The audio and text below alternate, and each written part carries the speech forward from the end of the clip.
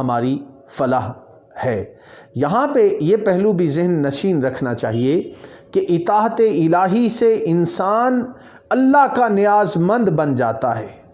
وہ ہمیشہ خدا کا نیاز مند رہتا ہے اور ہمیشہ اس کا سائل رہتا ہے، مانگتا ہے تو اپنے مالک سے مانگتا ہے، اس کا نیاز مند رہتا ہے، اور پھر جب اس کا سینہ نور یقین سے روشن ہو جاتا ہے تو اس کے دل کو قرب الہی نصیب ہو جاتا ہے، اور جب انسان کو قرب الہی نصیب ہو تو پھر اسے ہم کلامی کی لذت سے نوازا جاتا ہے، وہ خلوت نشین ہو کر اپنے مالک کے کلام کو سننے کی پوزیشن میں آ جاتا ہے، اور پھر خاص انوار الہیہ اس بندے پر نازل ہوتے ہیں۔ آج ضرورت اس امر کی ہے کہ ہم اپنے کردار کو دیکھیں، کینہ کو، نفاق کو، حسد کو، بغض کو، عداوت کو اور دوسری تمام برائیوں سے اگر ہم محفوظ اپنے آپ کو کر لیں تو پھر یہی وہ اطاعت ہے جس کی طرف اللہ رب العزت نے ہمیں حکم دیا ہے، اور یہی وہ غلامی ہے حضور علیہ الصلاۃ والسلام کی جسے ہمیں اپنانا ہوگا۔ دوستان محترم، جن پر اللہ کا کرم ہو جاتا ہے اور جن کو اللہ تعالیٰ اپنے انعامات و اکرامات سے نوازتا ہے اور جن پر اللہ کی خصوصی رحمت ہوتی ہے، اس کا ذکر اللہ نے سورہ الشورى اس کی آیت نمبر 131 میں فرمایا ہے کہ وہ ہدایت جن لوگوں کو دیتا ہے، جن کو انعامات و اکرامات سے نوازتا ہے، دو قسم کے لوگ ہیں۔ اللہ رب العزت نے فرمایا اللہ یجتبی الیہ من یشاء ویہدی الیہ من ینیب۔ ان الفاظ پہ ذرا غور کرنے کی ضرورت ہے کہ اللہ جسے چاہتا ہے اپنا برگزیدہ بناتا ہے۔ اللہ یجتبی الیہ من یشاء، اللہ جسے چاہتا ہے اپنا برگزیدہ بنا لیتا ہے، ویہدی الیہ من ینیب، اور جو اس کی طرف رجوع کرے اسے ہدایت دیتا ہے۔ اللہ کی شان ہے کہ جسے وہ مجاہدہ کے مراحل سے گزارے بغیر بڑے بڑے انعامات سے نواز دے، اور کچھ وہ لوگ ہیں جو محنت کر کے، مجاہدہ کر کے، مشقتیں اٹھا کر، اللہ کی اطاعت و تابع فرمانی کر کے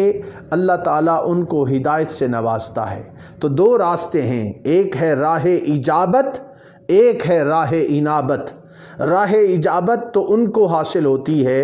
یعنی وہ اللہ کے مقرب بن جاتے ہیں کہ ایک نظر اللہ کی پڑتی ہے اور ان کو بے شمار نعمتوں سے نواز دیا جاتا ہے، اور کچھ راہ انابت پر چلنے والے ہیں، اور راہ انابت پر چلنے والے مجاہدہ کے مختلف مراحل سے گزر کر وہ اللہ کے قریب ہوتے چلے جاتے ہیں۔ تو اب یہ وہ طریقہ ہے جس کو اپنا کر ہم اپنی زندگی کو بہتر بنا سکتے ہیں۔ یہاں پر میں ایک بات عرض کروں گا کہ ایک تو ہے کہ اللہ کا انتخاب، اور ایک ہے کہ انسان اللہ کی تابع فرمانی کر کے اپنے آپ کو بہتر بنا لے۔ یہاں پہ میں خاص کر کے اصحاب صفا کا ذکر کرنا ضروری سمجھتا ہوں۔ اصحاب صفا تقریباً 400 کے قریب مرد تھے، اور مدینہ منورہ میں ان کا کوئی اپنا خاندان یا کنبہ نہیں تھا، وہ سب مسجد نبوی میں اکٹھے رہتے تھے، اور مسجد نبوی میں ہی ان کا قیام تھا۔ نہ وہ زراعت کرتے تھے، نہ وہ دودھ دینے والے مویشی رکھتے تھے، نہ وہ تجارت کرتے تھے، وہ دن کو ایندھن جمع کرتے اور گٹھلیاں پھوڑتے، رات کو عبادت کرتے، قرآن مجید کی تلاوت کرتے، اور ان امور میں اپنے آپ کو انہوں نے لگا رکھا تھا۔ یعنی وہ ہر وقت اطاعت الہی میں، ذکر الہی میں، قرآن پاک کی تلاوت میں، دین اسلام کی تعلیم حاصل کرنے میں لگے رہتے۔ انہوں نے اپنے آپ کو اس کام کے لیے وقف کر رکھا تھا۔ اصحاب صفا کے نام سے ان کو جانا جاتا ہے۔ ان کے حوالے سے اللہ رب العزت نے کئی آیات میں ان کا ذکر فرمایا ہے۔ سورہ الانعام اس کی آیت نمبر 52 میں ارشاد ہوا وَلَا تَطْرُدِ الَّذِينَ يَدْعُونَ رَبَّهُمْ بِالْغَدَاةِ وَالْعَشِيِّ يُرِيدُونَ وَجْهَهُ، اور اے پیغمبر ان لوگوں کو مت نکالو جو اپنے پروردگار کو صبح و شام پکارتے ہیں اور اس کی رضامندی کے خواہش مند رہتے۔ پھر سورہ الکہف اس کی آیت نمبر 28 میں ارشاد فرمایا وَاصْبِرْ نَفْسَكَ مَعَ الَّذِينَ يَدْعُونَ رَبَّهُمْ بِالْغَدَاةِ وَالْعَشِيِّ، تم خود ان لوگوں کے ساتھ صبر اختیار کرو جو پروردگار کو صبح و شام یاد کرتے ہیں، یعنی اپنے آپ کو ان لوگوں کے ساتھ روکے رکھو جو ہر وقت ذکر الہی میں لگے رہتے ہیں۔ پھر سورہ عبس اس کی آیت نمبر 2 میں ارشاد ہوتا ہے، 1 اور 2 دونوں آیات اس کے حوالے سے اہم ہیں، فرمایا کہ عبس وتولی ان جاءہ الاعمی، اے نبی پاک علیہ السلام، آپ نے ترش روئی اختیار کی اور منہ پھیر لیا اس وجہ سے کہ آپ کے پاس ایک اندھا آیا تھا۔ یہ بھی اصحاب صفا میں سے تھے، اور یہ جو ذکر ہے یہ ابن ام مکتوم کا ذکر ہے